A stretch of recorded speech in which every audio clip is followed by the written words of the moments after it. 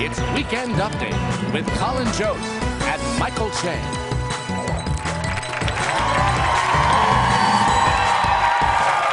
What's up, everybody? Welcome to Weekend Update. I'm Colin Jost. I'm Michael Che. Well, Colin, this week we all got to explain to our parents what a golden shower is. Well, explain it to our moms, because my dad was like, golden shower? The war. BuzzFeed reported unverified claims that Russia got their hands on some compromising information on Donald Trump to blackmail him. But the problem with unverified claims is that no matter how unverified they are, if it's hilarious enough, people will always remember it as a fact. Which is why when someone mentions Richard Gere to me, I don't think of Pretty Woman. I think gerbil.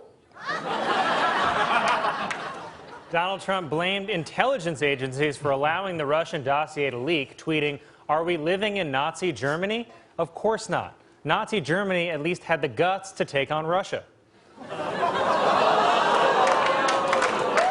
On Wednesday, President-elect Donald Trump held his first official press conference, and like a golden shower, it was a mess that covered everything.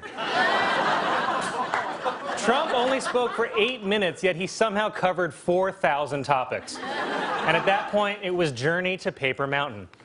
Trump said the documents were evidence that he's stepping away from his business, but it looked more like evidence that he's a hoarder. How does he have that much paper and none of it is tax returns? I'll tell you this, I think we're in great shape as long as Trump destroys ISIS the way he destroys trees. Trump refused to answer questions from CNN by doing this. Your organization You are attacking our news organization. Your organization Can you give us a terrible. chance Let's to ask go. a question, sir? Go ahead. Sir, can you give us a question? Don't be rude. Can you No, I'm give not us a going to give you a question? question. I'm not going to give you a question. Can you stay categorically? You are fake news. Sir. I know I'm not supposed to like that guy, but damn, that was funny. The president-elect just called CNN fake news live on CNN. And the only thing CNN could do back was say, sir, sir, sir. You sound like the dude from Blues Brothers, sir.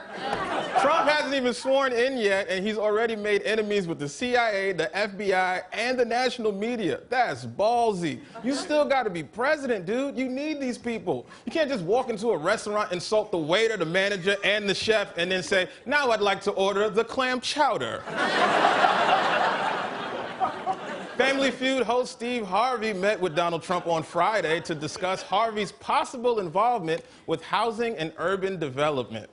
Oh, I would give anything just to listen to what those meetings are going to sound like. We asked 100 black folks, name 5 things wrong with the projects. Show me roaches. Dude, you're a real estate tycoon. You couldn't think of anybody more qualified for housing and development than Steve Harvey. It feels like every decision that Donald Trump makes starts with the sentence, yo, you know what would be hilarious?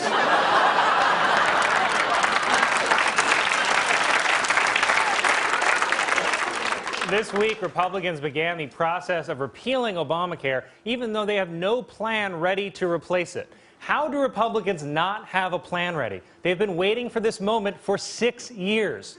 It's like if at the end of the movie Rudy, if the coach finally pointed at Rudy to go into the game, and Rudy was sitting there blackout drunk in his underwear. And then he tried to run on the field, and he tripped and broke his neck, and he can't get health care because that's a pre-existing condition. Alabama Senator Jeff Beauregard Sessions. Every time I say his name, I feel like I'm wearing suspenders. Anyway, Sessions testified before Congress as part of his nomination process for Attorney General.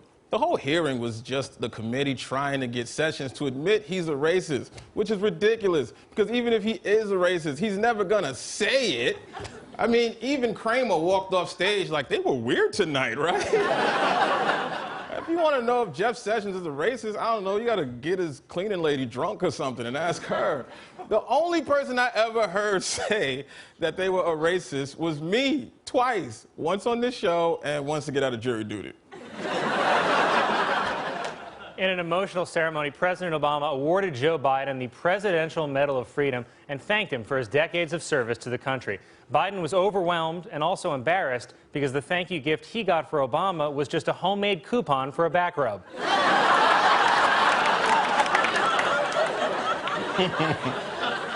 That's adorable. All this week, confirmation hearings are taking place for Donald Trump's cabinet nominees, and here to quickly sort them out in a new segment called First Impressions is Pete Davidson. Hey,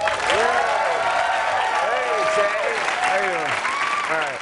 So, Donald Trump has made about 20 different picks for his cabinet, and Democrats don't like any of them. You knew we were in trouble when every liberal in America was like, "Come on, Mitt Romney!" Look, I don't know everything about politics, or anything for that matter, but I'm a pretty good judge of people based on my first impression, so here we go. For Attorney General, Trump picked Alabama Senator Jeff Sessions, a man who looks like Dobby from Harry Potter. Wished to be a real boy. Next, we've got the nominee for Treasury, metrosexual Apple Genius Bar worker, Steven Mnuchin. He's a Goldman Sachs guy worth over $1 billion. A long time ago, he was like, when I have $1 billion, women will have sex with me. And now he's like, maybe $1 trillion. Next is Trump's nominee for Housing and Urban Development, Ben Carson. Trump thinks Carson should be in charge of housing because he lived in the projects as a child. Really? If you're an expert on wherever you were born, does that mean I could be secretary of the Honda Civic? Sorry, Mom. For Secretary of Commerce, the pick is Wilbur Ross. I've heard this guy's a billionaire investor, but I'm pretty sure I've seen him sitting on Jeff Dunham's lap. I knew I recognized him. Just like it. Yeah.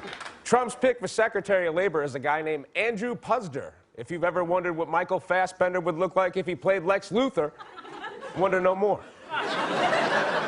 Puzder was the CEO of Hardee's, and now he's going to be in charge of all the workers in America.